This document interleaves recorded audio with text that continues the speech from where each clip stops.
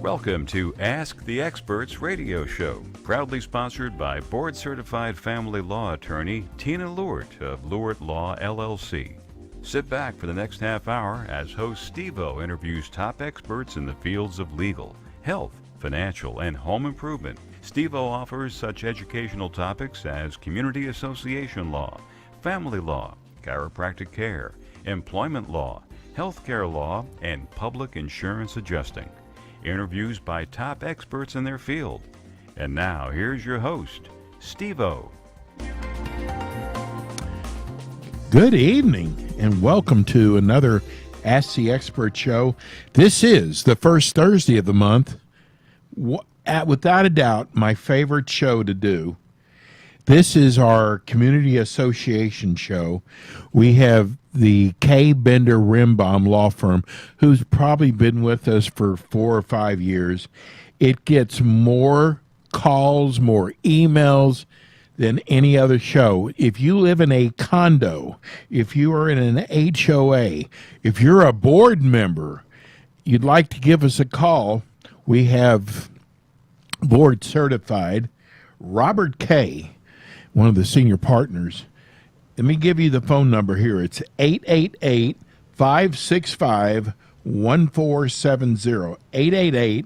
888-565-1470. Let me welcome from Portland, Oregon, Robert K. Hello, everybody. Yes, that's K. Bender Rimbaum. How did you get your name first? I was there first. Oh, that makes sense. So Rimbaum couldn't argue with you, right? No, he could not. Listen, it's always so great to have you on the show, and oh my gosh, we were just talking before the show. We have had so many people contact us, after this horrible, horrible thing that happened in Surfside, and we'll be getting to some of those questions, but a lot of people are concerned about their buildings. Well, it's and their understandable. reserves, Robert. Let me say also, and their reserves too. Well, that's, I think, more concerning than anything else is the lack of funding of reserves, because I think most buildings routinely will present to the owners every year a reduction or a waiver completely of the necessary reserves, and the owners intend to put off the funding of this on a regular basis, and that will leave them in a situation when the need arises of having to do a special assessment or seeking funds from another source, such as a bank on a long-term loan. It's horrific what's happened in the building that collapsed down in Surfside, but it's important to note that that's not going to happen everywhere. Right. It's a very unusual circumstance. We don't know the cause of it yet. But it's not like every building's about to collapse. And I know that it's disconcerting that if it happened once, it could happen again.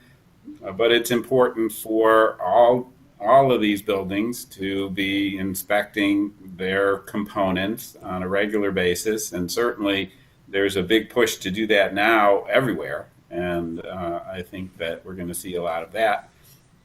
We could be seeing changes in the legislature next year for reserve issues. There was a provision in the condominium law several years ago that required reserve studies updating every 3 to 5 years, and that was taken out of the statute some time ago, thinking, well, the government doesn't need to tell people what to do, and they took that out. So whether or not that was right or wrong, it doesn't matter. It is what it is. And at this point, if the legislature wants to put it back in next year, that's something that they could consider. If you have a question, if you live in an HOA or if you live in a condo association, if you're a board member or management team, give us a call here. We've got Robert K. here from K. Bender Rimbaum, 888-565-1470. And he'll be more than happy to answer your questions. A lot of people wanted to know if there's any way that the governor can move up this have an emergency because nothing is supposed to happen till next year. Is that correct? Right. Our legislature meets only one time a year unless there's a special session called by the governor. And that, I believe, next year is going to be early in the year, prior to March or in March. I forget exactly the timing of when it's supposed to start next year. Since there may be some primary elections, they may be doing it earlier next year than normal, so it could be January, February time, but in any event, not until 2022. Whether or not there's a need for emergency legislation at this point, I can't really say. I mean, especially without knowing what exactly happened at that building, it's unlikely to see an emergency session called on something like that. But I'm sure there are currently already bills being drafted, various places around the state to present to the legislature next year. There was, we had about 3 or 4 people ask if board members were paid. Do you think they could get better people to be on the board? What are your thoughts? Well, I think that it's hard to really say. I mean, if there's a requirement that a board member be an owner within the community, then your pool of potential board members is limited to who that is. So regardless of whether you pay them or not, you still have the same group of people that are serving on the board. And paying board members doesn't necessarily guarantee that they're going to be more capable than otherwise. So if you open up your board to outsiders and you're hiring more, I guess, expert individuals with the background needed to be there, and then you're paying a significant sum, that's a different issue, a different situation. It becomes basically a business organization just in operating from the board perspective, which is traditionally not how condominiums are structured. If you have a question for Robert Kay here, give us a call at 888-565-1470. That's 888-565-1470. We usually start off the show you telling everybody about your firm. Kind of skipped over that. So I really like to go back to, because there's always new people tuning in for the first time. Tell people about what your firm does. Well, K. Bender Rambam is a full-service firm, but primarily specializing in the area of community association representation, condominiums, homeowner association, cooperatives primarily, and handling all facets of the day-to-day legal needs of community associations. Covenant reviews from your governing documents, providing opinions as to the rights and obligations of the association and the board in the operation, dealing with violations, covenant enforcements, collection of unpaid assessments, contract negotiation, litigation of various aspects, construction defect, contract defects, failure to perform, situations such as that. Anything that you can think of that an association deals with from a legal perspective, we're there to provide that assistance. We are almost half the attorneys in the firm are board certified by the Florida Bar as experts in the field. And the reason that only half is that the other attorneys are more involved in the litigation side of the firm, so that was a different type of expertise. But almost all of our general association attorneys are board certified at the present time, which is significant because there's less than 200 in the state. Wow. Let's go to we've got a caller, Danielle from Coral Springs. Hi, Danielle. Hi. You have a question for Robert? I do. Hi, Robert. So I'm in the industry of community management, and I have a question for you regarding the new legislation that passed on July 1st for the collections.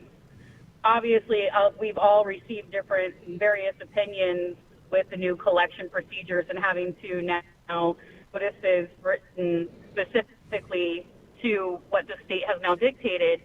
And the question is how effective do you think it's going to be, considering that a lot of the systems that the management companies use are not able to comply? And I've also heard now that we also need to complete affidavit of notices for each one of our letters that's also mailed as well. So it's a lot of additional time and labor work on the management companies. And then are we even going to be able to comply? And do you think that it's going to change next year? Well, for those listeners who aren't familiar with what Danielle's talking about, there was a change in the legislation adopted this year that added certain requirements to the collection procedure. Most notably, there has to be a first notice of a 30 days that comes from the association or through its management company prior to being able to charge anything for attorney's fees in the collection process.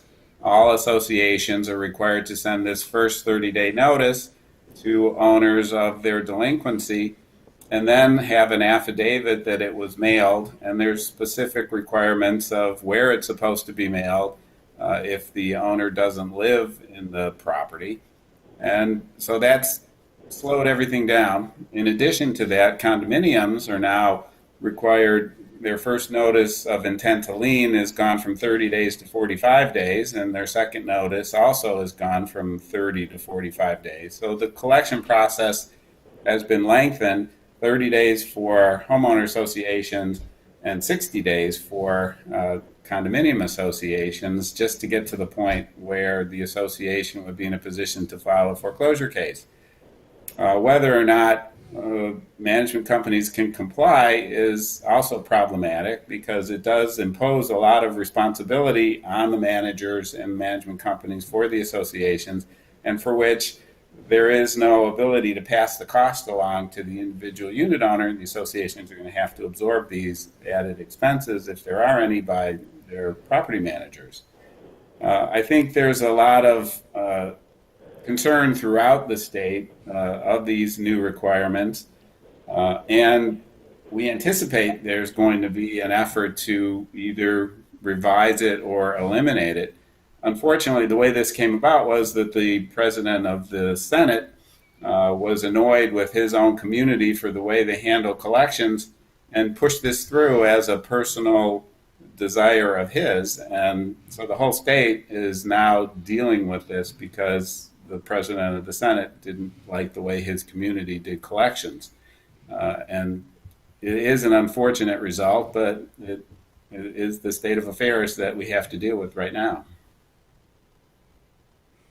Did I cover it all enough for you, Danielle? You did. It's just one of those situations where I think we're all kind of starting to pull our hair out. Also, do you feel that, say we started a collection with an owner, condo or HOA, prior to the July 1st change, do you feel that we have to restart the process? That's been some of the opinions coming in. I think it's just to be extra cautious, but I also feel that in some of them, we've already started the process 40 days or 30 days ago or 15 days, before the first, and they don't want, some of these associations don't want to have to renotice again. Do you feel like we have to renotice again, or do you think that we can just use our notices from prior to the change and move forward, or do you think that's going to be arguable? Well, that's a big question that we've been wrestling with as well. Because we do have many matters that are pending with us that started before July 1st. Any new matter that began, that was ready to start as of July 1st, we put the brakes on for everybody. We had sent out a notice in early to mid-June suggesting that our clients start the process, if they wanted to do the collections, to start with their 30-day letters in June if possible. But it took some time to get them set up and operational. So for the most part, most of them didn't start until July. Existing cases, the state of the law when the case began was the state of the law, and that's the legal argument to be made. the real issue on the initial 30-day letter is whether the association is going to be able to recover its attorney's fees, not whether or not it could pursue its claims. So that's really the main risk if a court decides that it had to comply even after the fact, which is unlikely, but it is a possibility in some courts. We're just going to have to wait and see how that plays out. Perfect. I appreciate it. Thank you, Danielle. Okay, well, thanks for listening. Let's take another call from Douglas in Vero Beach. Hi, Douglas. Hello, Robert. Hi. Hello, Thank Douglas. you for doing this. Great community service. I actually have 3 different questions. We're a fairly new HOA, and I'm participating in developing or reviewing the governing documents and updating them. I've heard mention in some of these type programs of something, I might get it wrong, but I believe they called it Kaufman language. The idea was to insert it into the declaration to help give longevity to our documents. It's something that recognizes that the statutes we're citing might change from time to time. And I didn't know if there's a specific phrase or paragraph that should be inserted into the language, or is it as simple as putting in the phrase from time to time might be as might be amended? That's my first question. Is that you follow me? Well, Douglas, the term Kaufman language refers to an old case that was decided by the Florida Appellate Courts, Kaufman versus Scheer, and it's a lot more complicated than you have described it. But in essence, without having this specific language in your documents, whatever laws are in effect at the time the documents were created and recorded in the public record is technically the statutes that apply for the life of the community, unless there's an amendment or a change in the documents themselves. One such amendment would be incorporating this phrase as amended from time to time when you're referring to the specific statutes that are in place and governing the operation of the community. For a homeowner association, it would say it's governed by Chapter 720 of Florida statutes as it may be amended from time to time is the key phrase that you want to have in order to do that. There has been some relatively recent case law that has resulted in some rethinking of whether it's a good idea to just have a blanket provision for the entire set of documents on the Kaufman language as it being applicable to everything. Sometimes the changes in the statutes are less desirable than others. So there may be a different approach in inserting it in various places where you want it to be and leaving it out of places where you wouldn't want it to be. In a homeowner association, it's less problematic than in a condominium association so far, but you never know what the legislature is going to do from time to time. So each community is going to decide that issue on its own. So when you're looking at changing your documents, you should be having communications with your association counsel and deciding whether or not a blanket one is the best approach for you or whether it's better to do it in a piecemeal basis. Yes, sir. I do intend, and of course we will run it through council, but in order to try to minimize costs, I'm trying to get them in as good a shape as possible as I can. Could you spell for me Kaufman versus Scheer so I could perhaps try to find that? It's Kaufman versus Scheer, Shere. E-R-E. And did you say that was in a Florida Court of Appeals?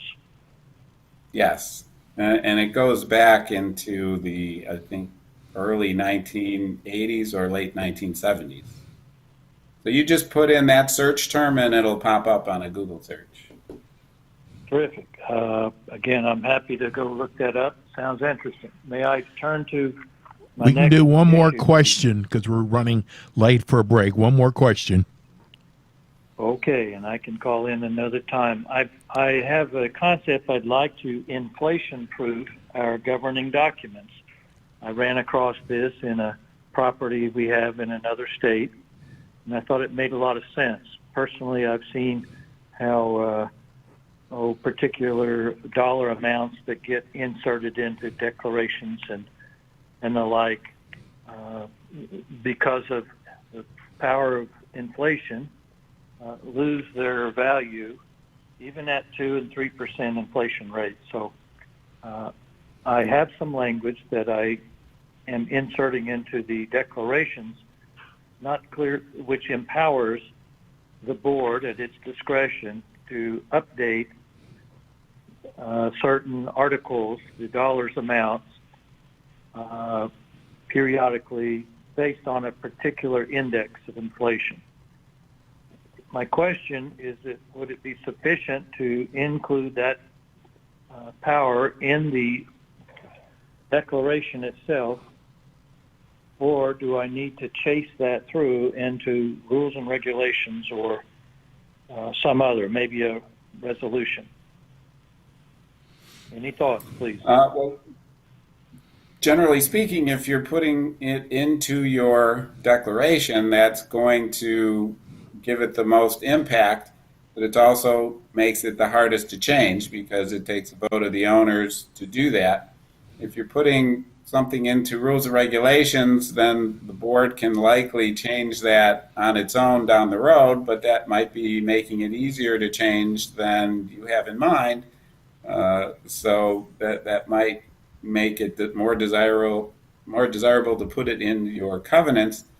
I'm not entirely sure exactly what you're referring to with the specification, but between the two, I think that's the guidelines that you do. Now, when it comes to preparing proposed amendments, thinking it's more cost effective to write them out yourselves, in my experience, it's actually the opposite, because when lay people are trying to do this, it makes it more complex and involved for the attorney to try and get that and fit it into the documents correctly.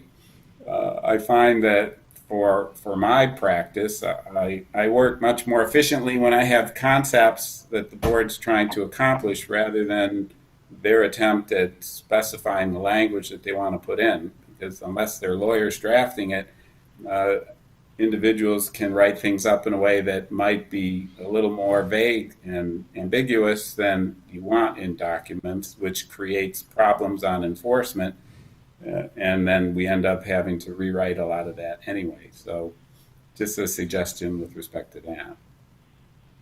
That's a fair point. I appreciate it. Thanks, Douglas. Well, Thanks for listening. Thank you, guys. You bet. My pleasure. Thanks for doing it. God bless you. So we're going to go to break, and that sounds like a new board put together. Yes. I should make sure that K. Bender Rimbaum, and this is mostly what you do, and you cover That's right. You just about cover all of Florida. We have many Vero Beach clients out of our Palm Beach Gardens office. Great. So give everybody your phone number. Reach us at 800-974-0680, or go to kbrlegal.com, or you can write to us at info@kbrlegal.com. Great. We're going to go to break. When we come back, we're going to talk about the calendar. Yep, we had We'll some be right upcoming back. things.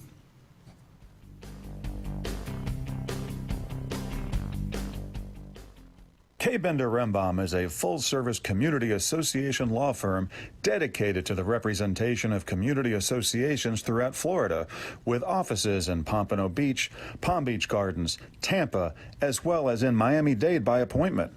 Several K. Bender Rimbaum attorneys are board-certified specialists in condominium and plan development law, and they assist clients with all matters of community association legal issues while keeping them up to date on new developments affecting their associations. K. Bender Rimbaum is also a well-known provider of free legal education, which often includes CE credit for managers and state certifications for board members. Contact Kay Bender Rembam today by calling 800-974-0680. That's 800-974-0680 to reach any of their locations. You can also visit them online at kbrlegal.com or just write to them via email at info@kbrlegal.com. We are back now with more of the Ask the Experts radio show, proudly sponsored by board-certified family law attorney Tina Lewert of Lewert Law, LLC, covering South Florida. We are back. This is the first Thursday of the month, and it is our biggest show. It's been our biggest show for the last 4 or 5 years. It's our community association show. We have had the same law firm, Kay Bender Rembam, since, I guess, almost since day one. And people love, first of all, they love the advice they get. And, it's a firm that you can trust. They've been doing this for a long time. They're one of the largest. Again, Kay Bender Rembam. And what I like about them so much is they give so much back to the community with their calendar of events, a lot of educational programs, which Robert Kay is going to go over right now, what's coming up this month. Okay, well, this month is not as busy as some of our other months, but there is some good stuff coming up. Next week, on August the 11th, at the Signature Grand in Davie, there's going to be a trade show from CAI in the Southeast Florida chapter, and we're putting on two presentations there at 9 a.m. to 10 a.m. Is jumping into the present, why updating your governing documents is important. Emily Gannon of our Pompano office will be presenting that topic, and there is continuing legal education credits for that. And then at 2:30 to 4 o'clock, as 2021 Florida Legislative Update, which is the changes from 2020. We're not up to the most current updates yet. The state doesn't allow us to teach those until after September, so Michael Bender will be making a presentation along with Travis Moore, who's a lobbyist for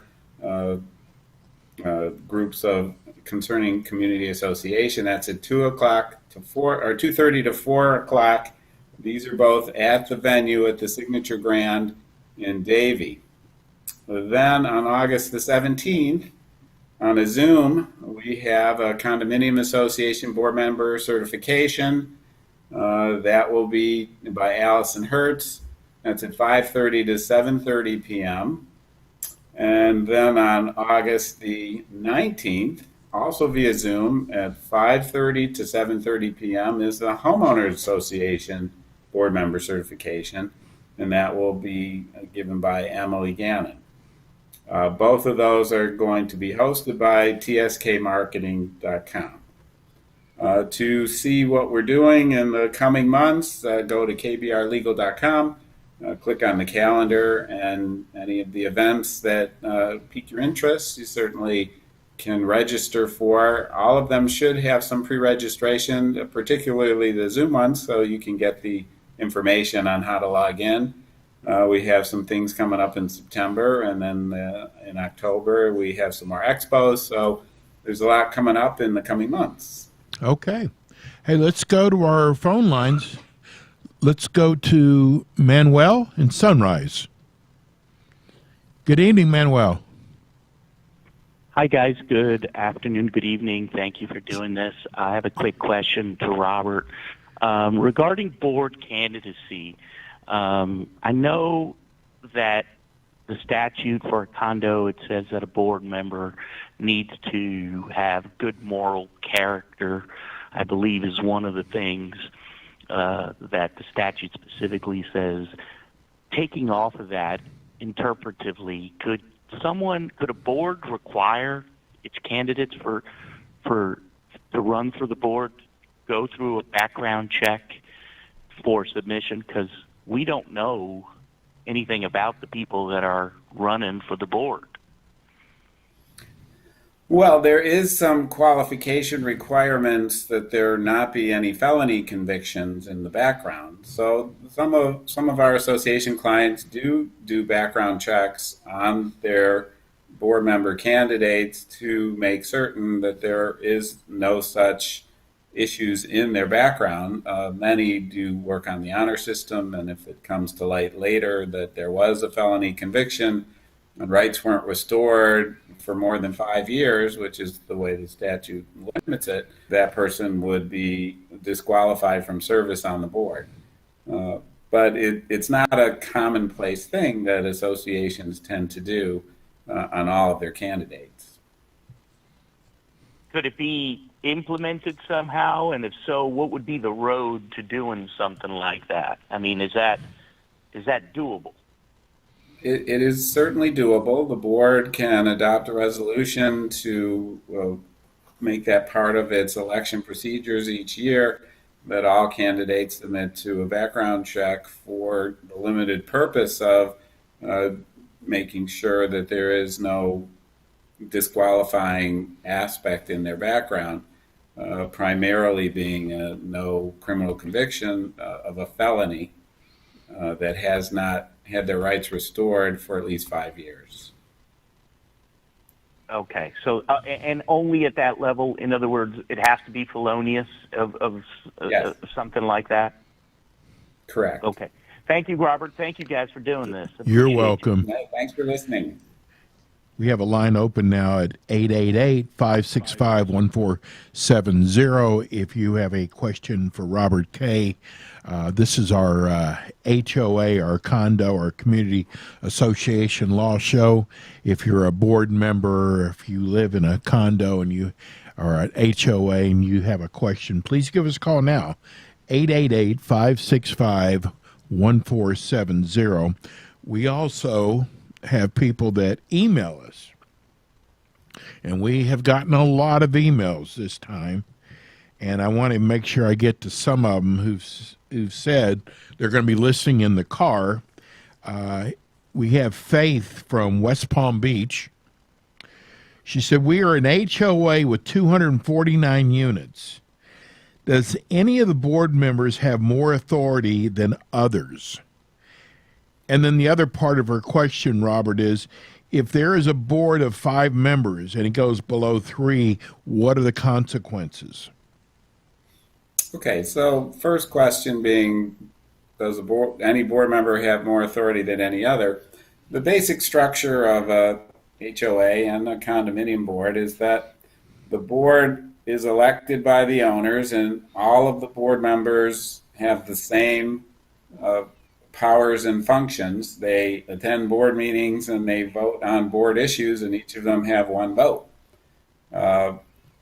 Additionally, there are officers of the association, which typically are appointed by the board at its first meeting following the election. There are some homeowner associations that we're aware of that actually elect their specific officers when they elect their board members. That's an unusual set of circumstances, and it has its own problems that we don't have to get into specifically here. But in general terms, in answering Faith's question, board members are generally equal in their power and authority, and then the board members will vote to appoint from, typically among themselves, officers that perform those specific duties. And you think of it as wearing different hats. When you're making decisions as a board member, you wear your board member hat. When you're making decisions in your officer position, then you're wearing your officer hat. And they're different. The officers deal with the day-to-day operation of the association. Board members deal with the policy decisions, the larger scale decisions of the corporation. When it comes to the issue of having less board members than you need to establish a quorum, you're unable to operate if there's less than a quorum of seated directors. If you have a 5-member board and you have resignations so that you only have 2 left, those two cannot operate because since there are 5 seats, your quorum is 3.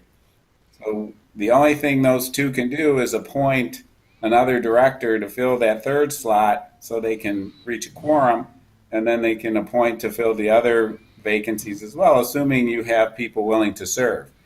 If you cannot find anyone willing to serve and you only have 2 directors on a board of 5, then pretty much the operation is going to come to a standstill. No decisions can be made. An owner can apply to the circuit court to have a receiver appointed to operate the association in that instance.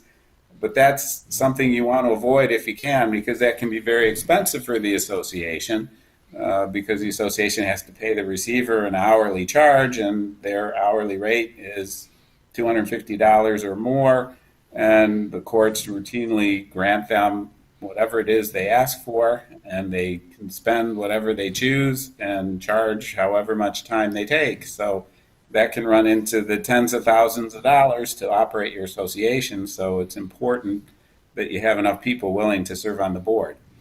The other alternative is to amend your documents to reduce the size of the board, or allow you to reduce the size so that instead of 5, then you got 3, and 2 is a quorum of 3, so you can function. But as long as there are 5 seats, you need at least 3. Okay. Before we go to our phones, I want to get someone to text us. Are you getting many phone calls from your clients asking you if they can mandate mask? We are. There is that question coming up quite a bit. And sometimes people are confused because, as we know, the governor has always been opposed to mandatory mask requirements, and the legislature has imposed certain limitations in Florida on mandatory masks. But that doesn't apply in the private setting that is a community association. If the board, in its reasonable judgment, determines the need to compel requirements of mask wearing in certain common areas, they have the power to do that. Whether it makes sense to do that is another question, and the board has to decide if that's in the best interest of the community. Part of the problem there is how you enforce it. And if you don't enforce it uniformly across the board, then you're creating defenses when you try and force it against others. So what many of our clients are doing is making it more a strong suggestion than mandatory. And then hopefully people will use their best judgment when it comes to what they're doing on the common facilities. Okay. Let's go to Bonita in Coconut Creek. Good evening, Bonita. Good evening. Robert, I have the following question. Our community, our HOA community, has in place a rule against renting like Airbnb, VRBO, etc. Short-term rentals. We require annual leases, and we've incorporated and adopted that in our documents. My question is this. With the about a year ago, I came across a website called Swimple, where you can rent your backyard and your pool on an hourly basis for parties and things. And at the time, in the whole Coral Springs, sort of North Broward area, there were only about 3 houses listed there, that were doing this. So I felt kind of comfortable that it probably wouldn't catch on. Now I go back the other day, and there's about 48 homes in our area, not in our community, but within the area, that are renting their backyard and pool by the hour. And my concern is, if we already have something that says you can only rent annually, does it have to also include annual backyard and pool? That's an unusual one. We've not really seen that in a widespread basis, but I think the concern that would come to mind is that your restriction is on leasing the entire home and not portions of it. What you'd be more looking at in this setting is operating a business out of your home, If you're renting out a portion of your home for an hour or two at a time, that's a commercial venture. And if your documents prohibit the operating of a commercial venture out of the home of that nature, if they don't, then you might want to put something in there that does provide for that. And then you can have an appropriate exception for circumstances where people are working from home in a way that's not intrusive or obvious to others. But when you're renting your backyard for parties, obviously you're having a large number or a greater than normal number of people coming and cars and traffic. And so it's relatively obvious and a nuisance to the community. I don't think it falls under the same category as your lease restriction, but there is things you can do from an enforcement perspective. The other problem is by the time you can actually do enforcement, the violation is over. So it becomes a little more problematic, but there are ways to deal with that in the enforcement process. Should we just add it to our rules and regulations? You can certainly add it to your rules, but you have to be careful whether or not that's going to be in conflict with your specific restrictions in your covenants. It's always better to put it in as an amendment to your declaration than it is to just shoot for a rule, although it's easier and faster to do it by rule. And it really depends on how your documents are written as to whether or not that would be the best approach. Okay, so this hourly renting is basically a commercial operation, and we need to look in our documents to make sure we're already covered. Correct. Thank you very much. Good question, Benita. Well, thanks for calling. Thank you. We're going to go to break, our last break, and we come back. We have a line open now, 888-565-1470. Give everybody the phone number, Robert, at the office. You can reach us at 800-974-0680. Write to us at info@kbrlegal.com. Or just go to the website, kbrlegal.com, and you can contact us there as well. We're going to go to break. We'll be right back with the final 15 minutes of our show. Again, we have a line open, 888-565-1470. We'll be right back.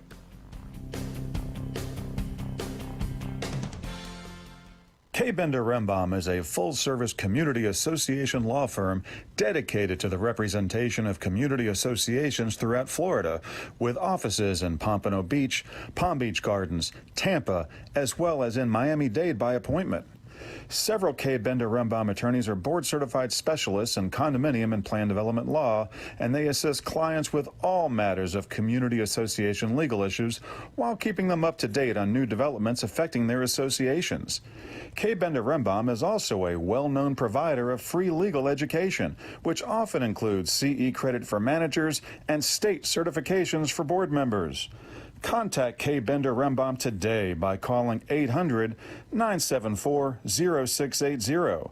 That's 800-974-0680 to reach any of their locations. You can also visit them online at kbrlegal.com or just write to them via email at info@kbrlegal.com. We are back now with more of the Ask the Experts radio show, proudly sponsored by board-certified family law attorney Tina Lewert of Lewert Law, LLC, covering South Florida. We are back. This is the first Thursday of the month. This is our biggest show. We are so lucky to have K. Bender Rembaum. And I got to tell you, if you're a board member, you're a management company, I'm telling you, this is one of the largest in South Florida, and we get so many compliments on them. And it's just a wonderful firm, and they really believe in customer service. And how long have you been in business, Robert? Well, we're coming up on year 30. Wow. You got to be doing something right when you're in business for 30 years. Let's go back to our phone lines. Barbara in Lakeland. Hi, my name's Barbara. Oh, I okay. have a question. They spelled it Well, wrong. in certain places, it's Barbera. Barbara. I have a question. We own a property in a community from 2008 that went bust. We were one of the purchasers of a model home, and the development went bust. A couple years into owning it, a new developer came in and built up the community. Now, I know I'm part of that HOA because I bought into that, but the HOA is now changing. Once it transitioned from developer to homeowner, the homeowners went in and changed their documents, not allowing any short-term rental in this community. But that's the purpose we bought it for. Well, unfortunately, And, the Florida. I'm ahead. sorry. Go ahead. Well, my Yeah, you question finished is, your question? am I stuck with the fact that the HOA has their own rules and I got to abide by them, period? If they amended the Declaration of Covenants to provide for this limitation, then the unfortunate answer to is yes. The Florida Supreme Court decided in around 2004, the most recent case on this topic, the purchase within a community that has a governing documents that can be amended, and they are amended, then you're subject to the amendments that are made, unless they're a very narrow, limited issue that you could attack on. And in a condominium, it's different than in an HOA. In the HOA, they just approved and adopted restrictions on HOAs limiting leasing. But if this happened before July 1st of this year, then there wouldn't be a way around it for you. Did that happen before July 1st? I believe the vote went into effect in July and it was passed. I don't think it was June. I think it was July. The homeowners did a whole lot of changing when the transition from developer to homeowner, and that was one of the things they changed. And they're willing, they're not being uncooperative. They're willing to honor my wishes as long as I own the home. My purpose of this issue is I want to sell it, and I want to sell it as a short-term rental, which I think is a little bit of a higher price point in the market. And sounds like I'm not going to be able to, and I just got to let it die with the sale, don't I? Yeah, I think so, because the way the statute reads now on the limitation is it would only apply to those who voted in favor of it and new purchasers after it's come into effect. So while it wouldn't necessarily apply to you and your use of it, it would apply to whoever you sell it to. Yeah, my idea was selling it with that as an advertising. Okay, I kind of thought I knew the answer. I was just hoping for some kind of hope. I thank you for your Thanks, Barbara. So, Alrighty. Bye. Jack in Pompano wants to know, do you think the 40-year recertification is too long to wait? Well, I think there's been some talk that yes, it is, but bear in mind the 40-year certification program currently only exists in Miami-Dade and Broward.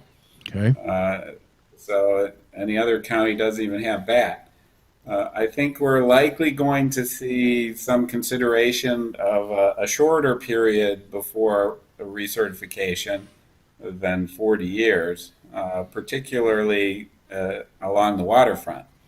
When you get a little more inland, you don't see the same level of deterioration due to the effects of the salt in the air closer to the ocean, but it's hard to say whether it's going to be focused on that or statewide at this point.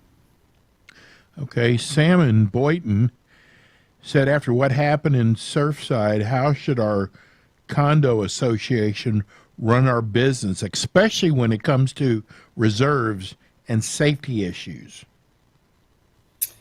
Well, it's important that every condominium have understanding of its physical components and what condition they're in, and the only way to do that is to hire an independent expert in engineering to undertake a complete study of the building and make sure that everything is as it should be as best they can. Obviously, destructive testing is something you don't want to have to do unless you see some indication of a need. So every place is going to be unique in that respect. It's important that reserves be fully funded. It's not mandatory for a board to present the issue of waiving reserves every year. That's something that if the board decides they're not going to do, they want to fully fund their reserves, the board makes that decision. It's not up to the unit owners on that issue unless the board decides to present it. So funding your reserves, making sure they're properly calculated for the useful lives of the components and the replacement costs, and periodically updating those numbers is important for all communities to be doing. Do you think they should retain a structural engineer? Absolutely, yes. Okay. Particularly closer to the water. Okay. Here's Barry in Hollywood says, can a $400,000 contract be signed by the president without an appropriate vote? Well, it's hard to know what he means by appropriate vote, but generally speaking, contracts are supposed to be approved by the board. If it's a vote of the board he's talking about, then no, the president shouldn't be signing a contract unless the board has voted in favor of it first. Whether owners have to vote on a contract is unlikely, so I'm going to conclude that it needs a board approval prior to the president signing it. You know, we kind of talked about this on the mask mandate. Holly and Davey wants to know, what can we do if the board is using selective enforcement? Well, selective enforcement is a situation where the board doesn't enforce their restrictions or rules or whatever and the same against everybody. And that's actually a defense to an enforcement. If they're enforcing it in one case and a substantially similar violation is not being enforced, that person has the defense of selective enforcement. And with that defense, the association would be unable to successfully enforce that particular restriction against that particular owner who has raised it as a defense. We always recommend to our association clients that they uniformly enforce all of their restrictions against everyone the same way. Okay. Susan in Hollywood wants to know, how do we get our board to stop kicking repairs down the road, especially after what happened in Miami? Well, that's a difficult problem because if the board is going to do what the board's going to do, then the only remedy for owners who don't agree with that is to replace them with other board members who will be more like-minded with those who want to do the repairs. It's difficult to bring a lawsuit against your own community to claim that the board is in breach of its fiduciary duty and failing to properly undertake repairs because you have to prove that the board knew or should have known the repairs were necessary and chose not to do it. There is a defense that applies in many of these instances called the business judgment rule, which allows the board to use its best business judgment in making decisions. The court's not going to impose its own view over that of the board, assuming that they were reasonable in their approach. They used the advice of experts in reaching their conclusion, and that's likely going to make it a difficult case for the owners to bring legal action to compel it. So they're left with recalling the board members, or at their upcoming election, replacing them with people that are going to do what's needed in their community. Okay. We have a couple minutes left. I haven't asked you this in a long time, but we've got people out there. We've got board members who are listening and watching the show, and we have people who are thinking about running for the board. Tell people why they should retain a firm like yours. Well, there are very few firms like ours, but from that perspective, You're right. you do need a firm that's familiar with the area of community association. But ours is more unique from the perspective of, as you mentioned earlier in the show, service is very important to the method and the which we operate. All of our emails are responded to in a timely fashion. Telephone calls are responded to in a timely fashion. People aren't waiting weeks and weeks to get their opinions. It happens in the same day or a matter of a day or two, depending on the issue. And familiarity with the area is also very important. I mean, we've been doing this for 30 consecutive years through our firm, and the number of attorneys that we have, our collective experience is over 100 years, so certainly that's There's our music. And important factor. Give everybody the phone number. Thank you for listening, everybody. Yes. It's 800-974-0680. Go to kbrlegal.com or write to us at info@kbrlegal.com. Travel safe. Thank you.